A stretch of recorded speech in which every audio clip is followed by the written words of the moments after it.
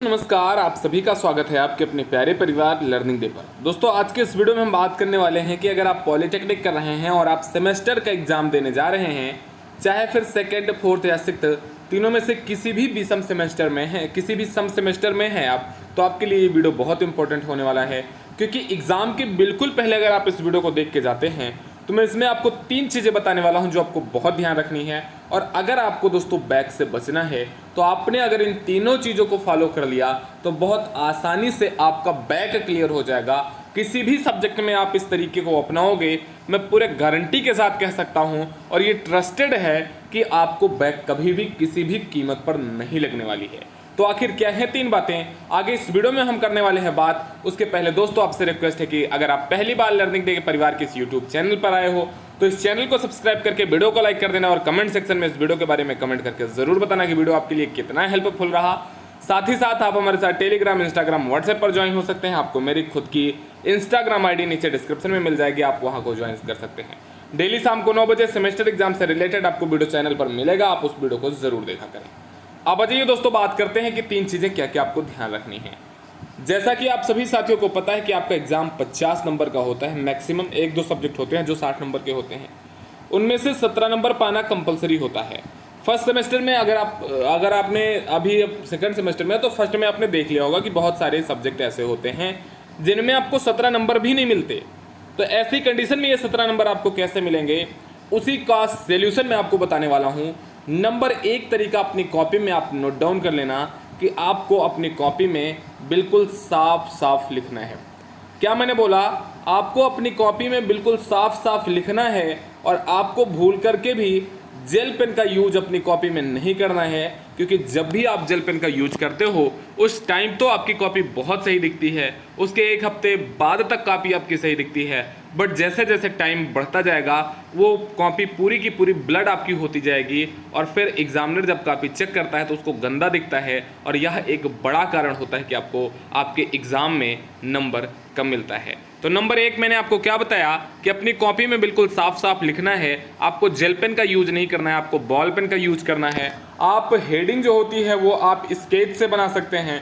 उसके बाद आप black and blue ball pen का यूज करके प्रॉपर तरीके से साफ साफ आप लिखेंगे। ठीक है, पहला तरीका ये रहा। दूसरी चीज आपको क्या ध्यान रखनी है मेरे दोस्तों कि कोई भी क्वेश्चन आपको छोड़ना नहीं है। कोई भी क्वेश्चन आपको छोड़ना नहीं है। आपके एग्जाम में अगर 5 क्वेश्चन आए हैं तो आपके 5 के पांचों क्वेश्चन को अटेम्प्ट करना है। किसी भी क्वेश्चन को, मेरी बातों को ध्यान से सुन लो, बहुत कम ऐसा बताया जाएगा। मैं क्या कह रहा हूं कि कोई भी क्वेश्चन आपको नहीं छोड़ना है, मतलब कोई भी क्वेश्चन नहीं छोड़ना है। अगर आपके एग्जाम में 5 क्वेश्चन आया है और तब आपको 5 के पांचों क्वेश्चन अटेम्प्ट करने हैं। सर अगर मान लीजिए मुझे वह क्वेश्चन समझ ही नहीं आ रहा कि मुझे क्या उसमें लिखना है, तब मैं क्या लिखूंगा? दोस्तों मैं कहूंगा फिर भी आपको उसमें लिखना है। जब समझ ही नहीं आ रहा कि क्या पूछ रहा है तो उसी से रिलेटेड, जैसे मान लीजिए पूछ लिया कि आप बल आघूर्ण को समझाओ और आपको पता ही नहीं कि बल आघूर्ण क्या है, तो आप एक बार बल को बता दो, एक बार आघूर्ण को बता दो। और बाय डिफॉल्ट मैंने मान लिया कि आपको बल आघूर्ण नहीं पता है, तो आप इतनी डिफिनीशन अगर बल की और आघूर्ण की लिख दोगे तो अगर 5 नंबर का क्वेश्चन है तो एग्जामिनर एटलीस्ट आपको 1 नंबर तो दे ही देगा। कॉपी अगर आपने उस क्वेश्चन को ही छोड़ दिया तो 5 का 5 आपका चला गया, बट 5 नंबर का क्वेश्चन है और बल आघूर्ण आपको नहीं पता है, आपने बल बता दिया, आघूर्ण बता दिया, तो एटलीस्ट 1 नंबर तो आपको मिल जाएगा। आपका जो 17 का पासिंग स्कोर था वो 16 पे तो आ ही जाएगा। तो इसीलिए मैं कह रहा हूं कोई भी क्वेश्चन भूल करके भी मत छोड़ना। चाहे जिस सब्जेक्ट का एग्जाम देने जा रहे हो, 100% क्वेश्चन अटेम्प्ट करना है मेरे दोस्तों। ये बात आपको कोई नहीं बताएगा, ये बात सिर्फ लर्निंग डे आपको बताएगा, क्योंकि यह ट्रस्टेड तरीका है, यह आजमाया गया तरीका है। तीसरी बात जो आपको बहुत अच्छे तरीके से ध्यान रखनी है कि आप जैसे किसी भी टॉपिक पर अपनी डिफिनीशन लिख रहे हैं तो बहुत सारे बच्चे क्या करते हैं, किताब की रटी रटाई डिफिनीशन लिख लेते हैं, जो कि पूरी तरीके से गलत है।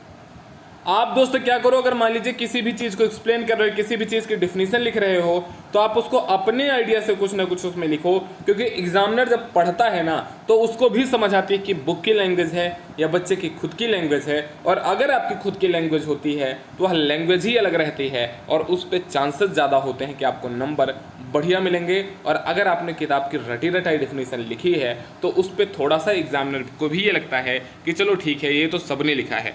तो नंबर उसी को मिलते हैं जो कुछ अलग करता है, जो कुछ एक्स्ट्रा करता है। आपकी जो कॉपी होती है, आप ट्राई ये करना कि आप साफ साफ लिखना, ठीक है। अब जो 3 बातें मैंने बताई हैं, एक बार फिर से अगर मैं वो 3 चीज़ें आपको बता दूं, तब आपको सारी चीज़ें हो सकता है समझ आ जाएं। पहली चीज़, बिल्कुल साफ सफाई से लिखना है आपको, कॉपी में नीट एंड क्लीन आपको अपनी कॉपी रखनी है, ठीक है। दूसरी चीज़, कोई भी क्वेश्चन छोड़ना नहीं है। और तीसरी चीज़ मैंने आपको बताया कि आपको अपनी डेफिनेशन, टॉपिक, ये सारी चीज़ें अपने अकॉर्डिंग लिखना है, साइड वाले या फिर बुक की डेफिनेशन से आप अवॉइड करना, तभी आपका स्कोर बढ़िया हो पाएगा।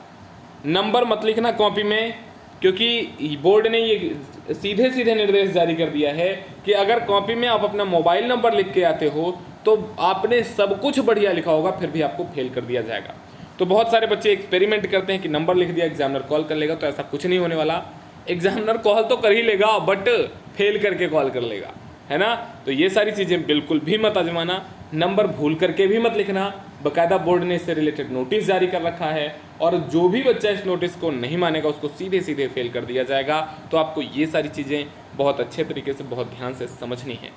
एग्जाम के पहले अगर आपने दोस्तों इस 5 मिनट के वीडियो को देख लिया है तो अपने 5 दोस्तों को शेयर कर दो और उनको भी बोल दो कि सौरभ सर का ये 5 तरीका देख लो, एग्जाम में इनको फॉलो कर लेना, शानदार तरीके से, गजब तरीके से आप पास होने वाले हो। और दोस्तों ये वीडियो आपके लिए कितना हेल्पफुल साबित होने वाला है, कमेंट सेक्शन में सभी साथी ज़रूर बताएंगे।